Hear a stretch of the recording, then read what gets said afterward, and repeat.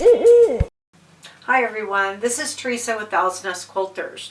Today I'm going to visit with you about the difference between a fat quarter and a fat eighth. I know this seems very elementary, but believe it or not, we do get a lot of people that come in asking about why they would buy a fat eighth versus a fat quarter versus a straight half and all those different combinations. At Owl's Nest Quilters, we carry two different products. One is a fat eighth, which we fold in this cute little triangle, and then the other is a fat quarter, which is more rectangular shaped. So there are many reasons why you would want to get fabrics in these sizes. So first off, you should know that a fat eighth is where we cut 1/4 yard, then we split it on the fold, and then you get a piece that is essentially, it turns out to be about 9 inches by 21.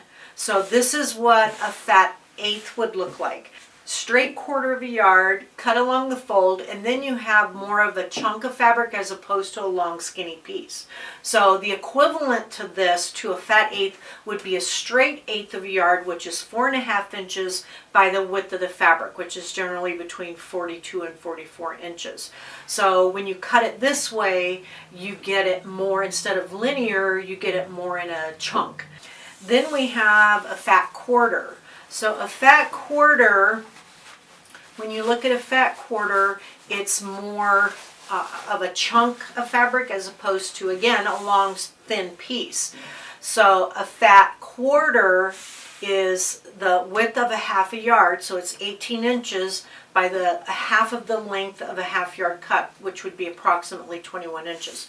So when you look at these two, what you're getting, if you imagine the same square inches in an 1/8 of a yard versus a fat eighth, you're getting 4.5 inches by 42. A fat quarter, you'd be getting 9 inches by 42.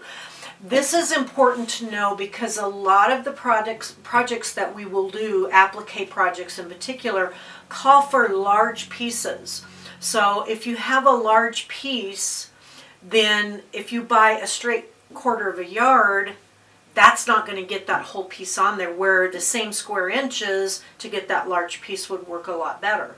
So depending on the project, you may want to look into purchasing fat eighths or fat quarters. So if you have any questions about what would work best for your project, please don't hesitate to stop and see us at Owl's Nest Quilters, and we'll be very happy to help you select what will best suit your needs.